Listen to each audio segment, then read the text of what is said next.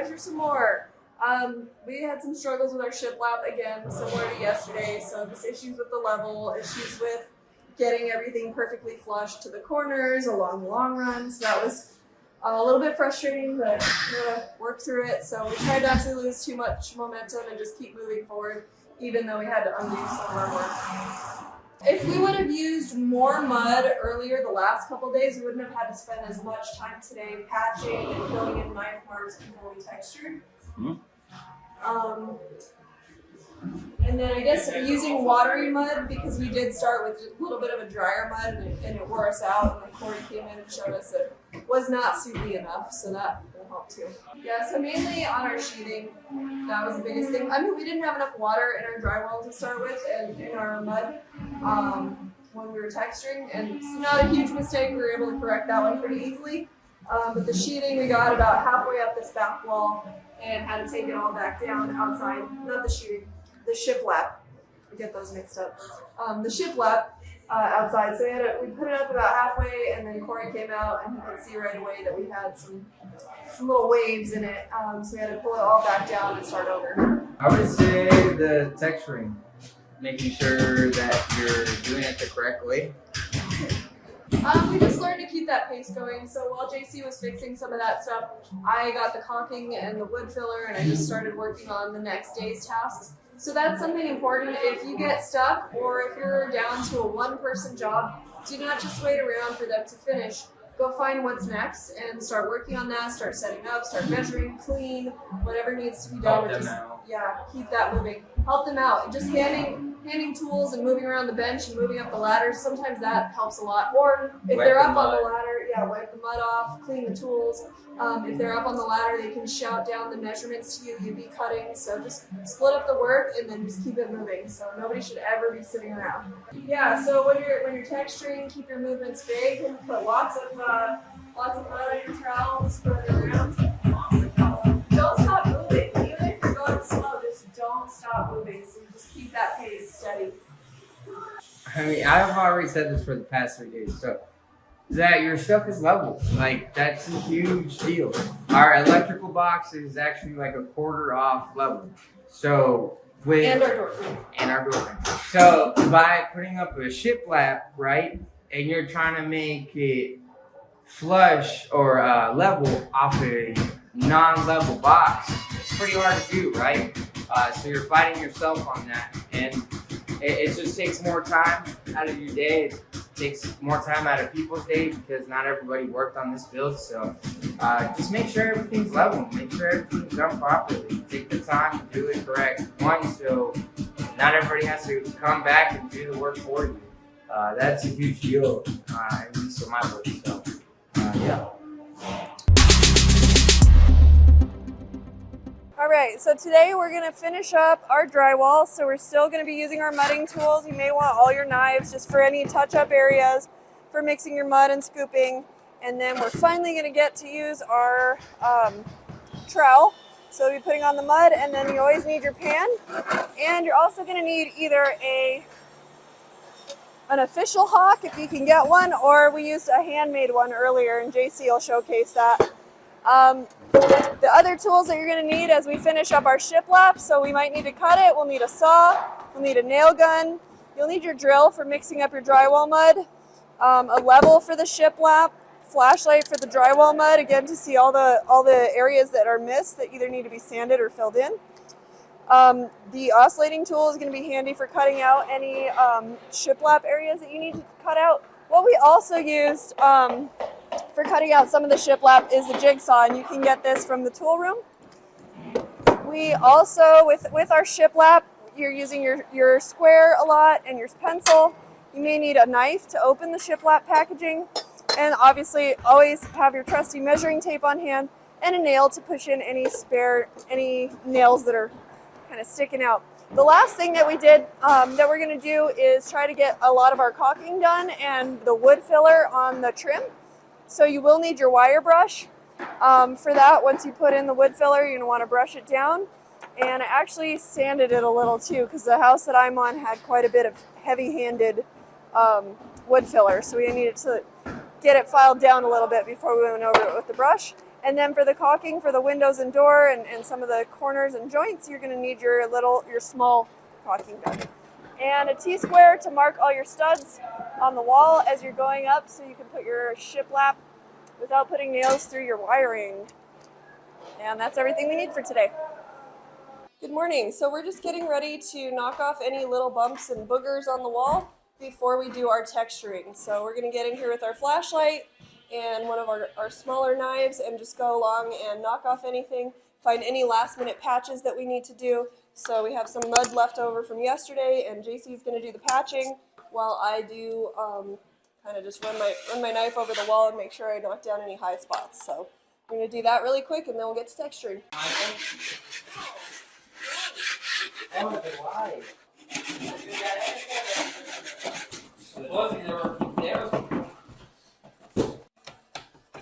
We're just getting this bucket cleaned out so we can put mud.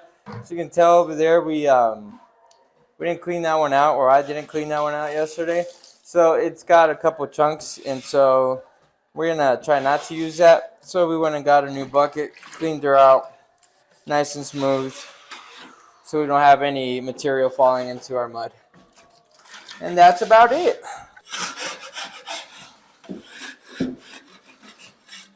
I'm loading mud into the bucket so we can do our texturing.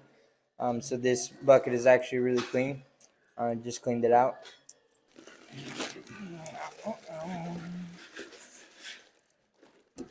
Come on, baby.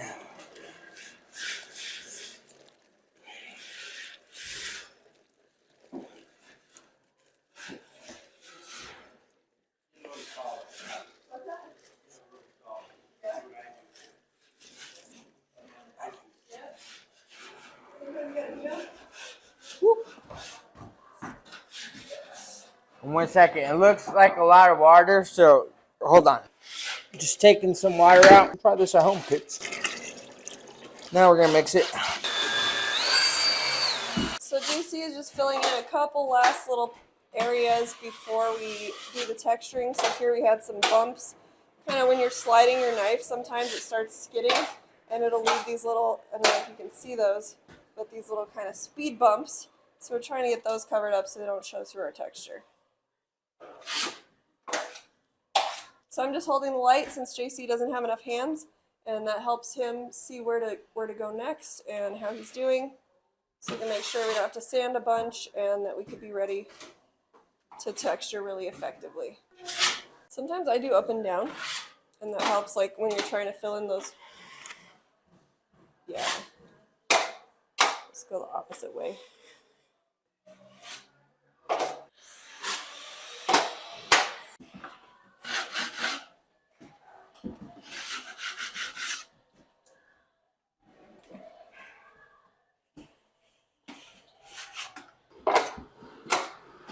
The flick of the wrist. Gotta practice, outside of work. I'm just kidding. Basically you just put your finger right there. Press it down. Oh, it didn't come out too nicely.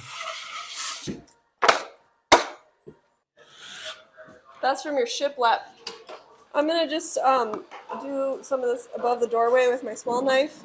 That needs a little bit more smoothing out. So I'm gonna leave JC with his flashlight to check himself. And I'm gonna come over here with mine and get this hallway access filled in a little better.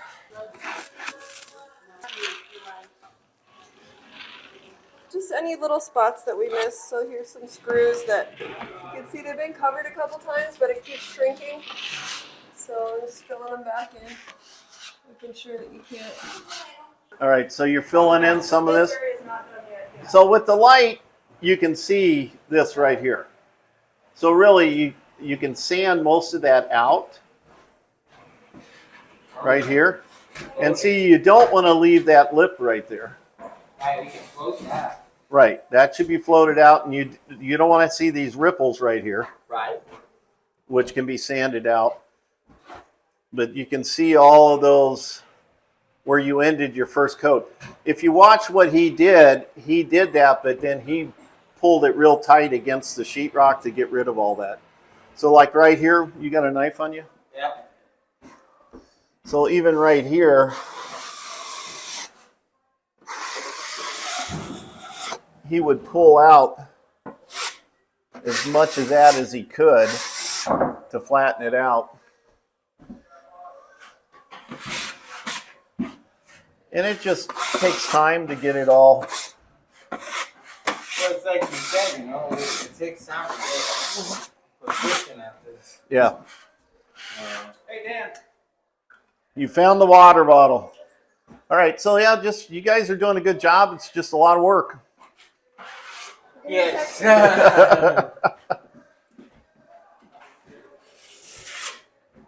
Exactly.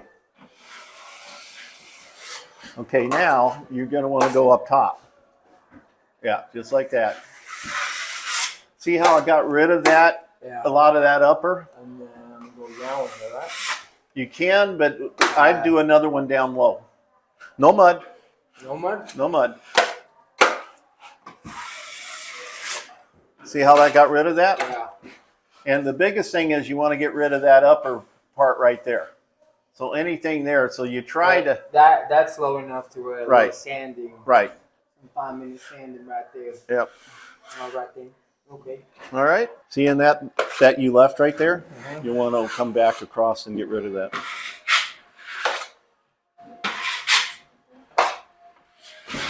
So like right here, put me some mud right here. I need another hand. Oops, sorry about that.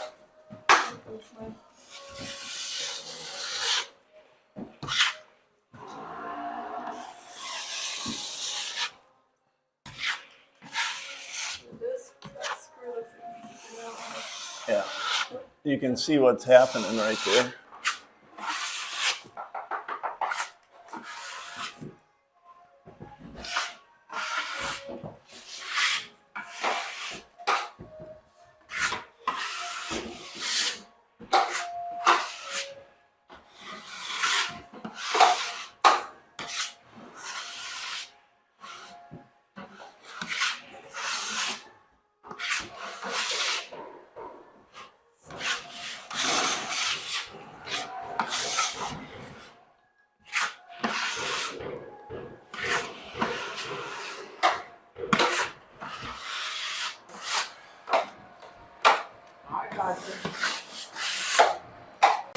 The Matrix, I don't care. There's certain ones that...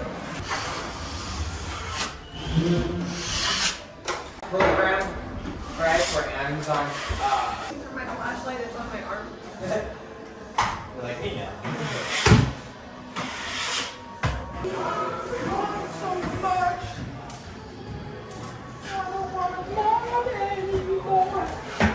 So we're just finishing up, trying to fill in any knife marks, any last minute little issues. And right now it's trying to strike a balance between moving quickly and getting things done, and also not wanting to be too much of a perfectionist, but also wanting to deliver a quality product and really make sure that this is a nice canvas for our texturing. How do you find that balance? Is that experience? I think so. Right now we're still relying a lot on Corey and Dan to tell us if we've hit our mark. I think we're probably going a little slow for them, but they did come in and point out a few more knife marks that we missed, so we got to get those taken care of. So we just finished patching everything that was messed up that we needed to fill in, and we are going to start texturing. First, we're going to do a little test patch on this wall over here because I don't know what JC's texture pattern looks like, and I have to remember what mine looks like. So we're going to test them out, see if they're close and similar, or if we need to modify our styles to match them up. And if it's too different, maybe we'll just have one person texture and the other person will move on to something else. So we just got to test it out and make sure if our styles are too different, it's going to make the inside of this look really chaotic. So we'll have to try to mix and match to make it look evenly distributed all around. Cool. This is the first time I see you guys, in this case, use the hawk, right? Yes, yeah. So I got a hawk. JC's got a little makeshift one. He's getting covered with plastic.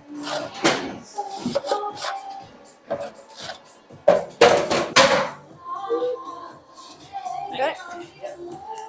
We're gonna try our techniques, see how similar or different they are. So I'm gonna just load up a little mud on the top of our trowel. Why compare Here. techniques? We don't want the inside to look like a crazy person did it with two different styles, like conflicting, you know, where your wall looks one way and the next wall looks totally different, and or half your wall looks one way, the top half is different than the bottom half. So we really want it to look consistency all the way around. So let's see. Is that kind of nice rusty trowel? Are you left-handed? Right. You're right-handed. Okay.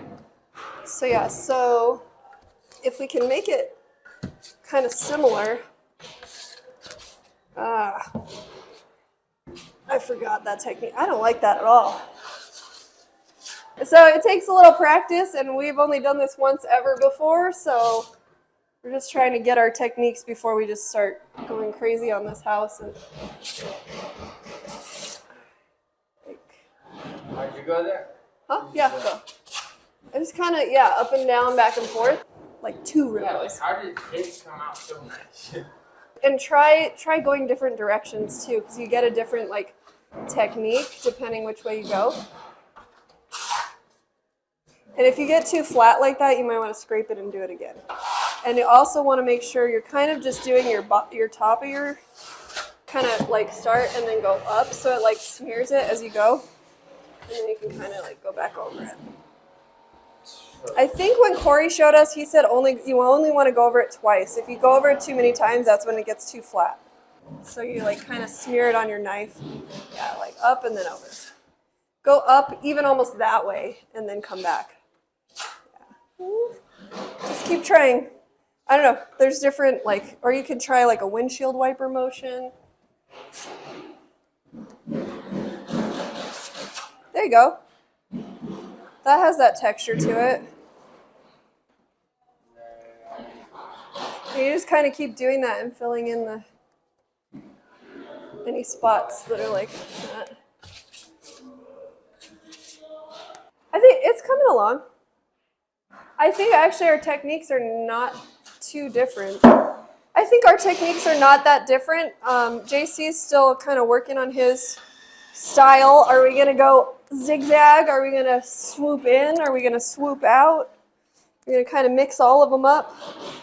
And you have to take a different technique anyways. If you're used to swooping up and then you're on the bottom, you kind of have to take a different approach or in the corners. So we're just trying to even out our technique and make sure it's going to be consistent. That is too thick. That's why it's coming out real thick. So water that down a little bit more.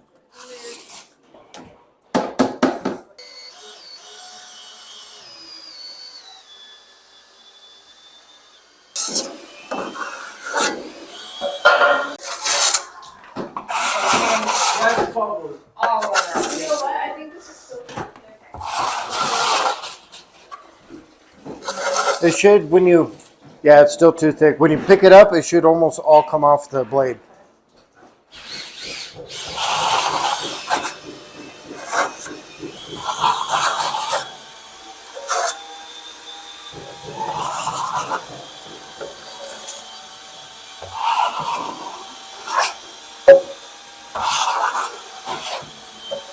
There's a little bit more. There you go. Oh, it's about right.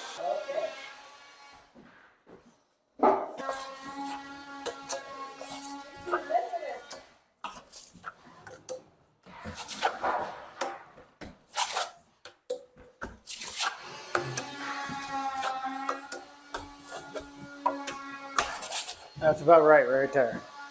That's Casey. Now, what is the motion that you're doing, Corey, in slow motion for us? So what we're doing is we're taking our mud on one side of the Knife. trowel. So what we're doing is we're taking one side of our mud and put it on the side, and we're putting the side that doesn't have any mud on the drywall first. And then you're slowly gonna just push the mud onto in between your trowel and the drywall. And then what we're going to do is we're just going to kind of shake it back and forth, and that's what's going to give you your texture. And by texture, you mean like that nice pattern that we're looking just a nice pattern that goes across your wall. Same thing. You want to keep that dry part of the blade on the wall, and you're just going to slowly just skim over it, but at the same time, you're going to close that gap and allow that mud to start getting sucked underneath your blade. So that's the art. That's the skill of the right pressure. Too much pressure, not enough pressure. If you're trying to wipe it off, then you're going to want it pressure. If you want a lighter texture, you're going to go lighter on it. So give it a shot again. See if you can just push that down a little bit. It's a skill. This isn't something you're going to learn overnight. There you go. So that's pretty much what you want right there. So this is your flight path, and all you're going to do is just kind of shake it back and forth. You're going to stay going straight, but you're going to move with the mud. Okay. So see how I didn't really move it too much? To go so long. There you go. That's the right motion. Let's see, you're getting it.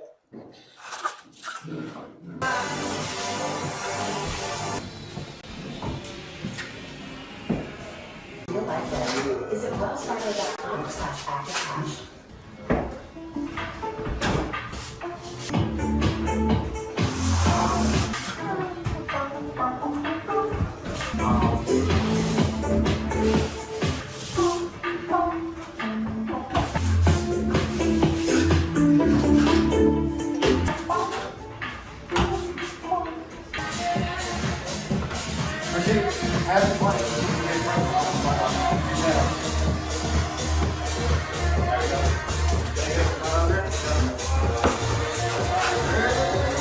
So it's lunchtime, but we are not going to go in for lunch just yet because we still have just a little bit of the ceiling left, and we don't want to wash everything up, take all that time, and then just to redo it again for another 20 minutes. So we're going to work through lunch, and we'll just take it a little bit later, and that way we can finish this texturing.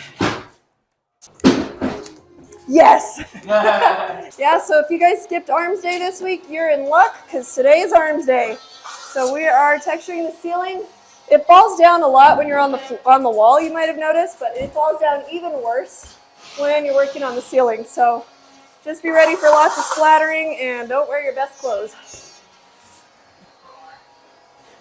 All right, we are all done texturing now, so we're going to clean up our tools and go to lunch a little bit late. And also, I won this handy dandy little trowel with no corners for doing the best drywall job this morning. So.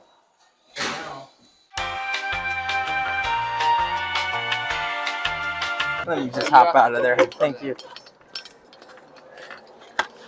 All right. Get his guns. Come on, baby. So we're back from lunch. Because we took a late lunch, we don't have that much time this afternoon. So we're down to the last 2 hours, and we really want to just finish this shiplap today. That's our target. So you can see we have about 3 rows left here at the top.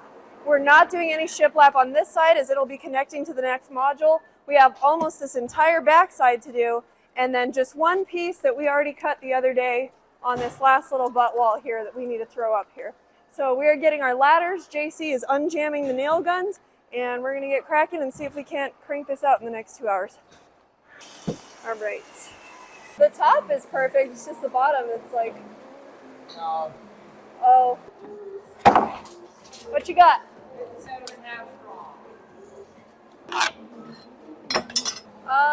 Just go carefully, make sure your angle, whatever angle you're cut at is lined up.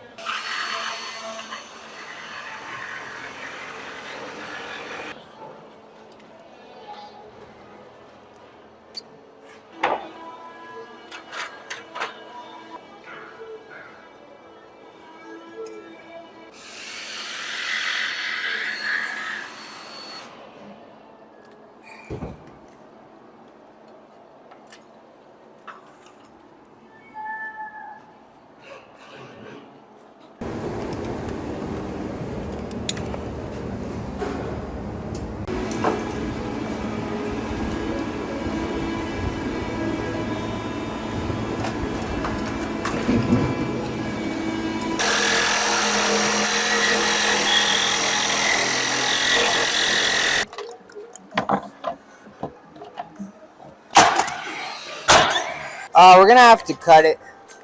I know.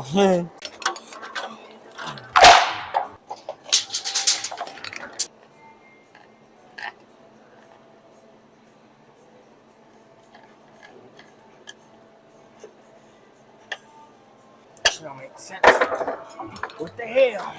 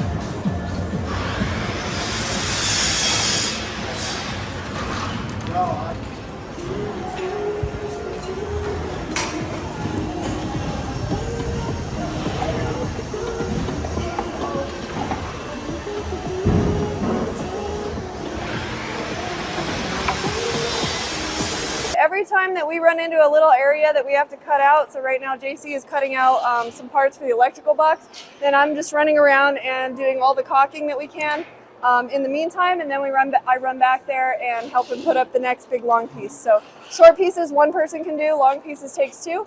So in between then, we're just catching up on this caulking that we're also supposed to finish today. So might not catch up quite by the end of the day, but we're gonna try. So we're doing a little more caulking. We had another mishap with the shiplap on the back. We had a couple pieces that just were not quite lining up and being flush, not only with this corner, but with each other and the whole level all the way down. So we just had a little bit of railroading occurring. I don't think that's the right term, but it wasn't pretty. So JC took that off while he's doing that so that I don't waste time. I'm trying to get ahead on our next day tasks, which include caulking. When we caulk this part of the house, we do not want to use this regular Alex product on the copper pipes. We're going to get another product for that, and I'll show you that in another video. But we do want to caulk around the box, around this wiring right here, and around this other electrical box. So we're going to do that now. When you're caulking, you want to make sure that your tip is clean and that it's cut at a nice angle so you can really kind of control as I spill it everywhere. Usually you want to control the flow so you get a really nice little thin bead and you can just push it in with your finger. This will help prevent any bugs, rodents, little unwanted creepy crawlies, as well as dust and dirt. All kinds of things from coming in the house and moisture. So get in under here. Gotta make sure that we do this at any opening in the shiplap.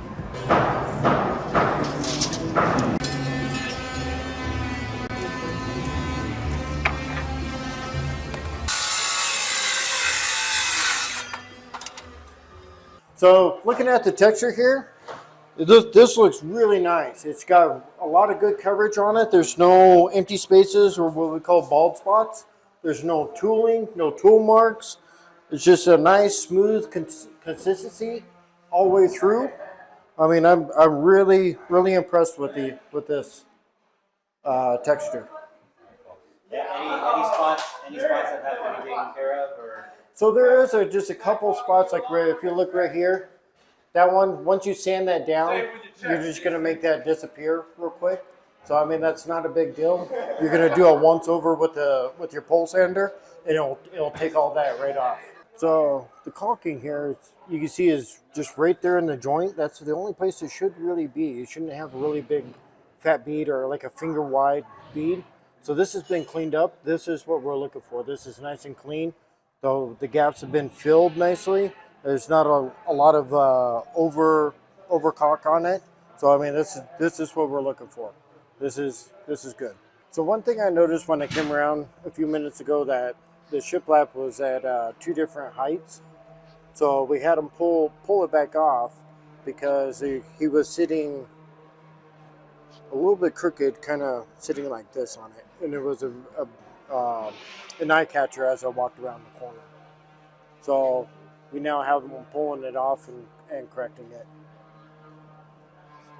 cool. And again, it just comes down to those very subtle things. It's the very, like you said, very subtle things that will catch your eye very quickly if you know what you're looking for.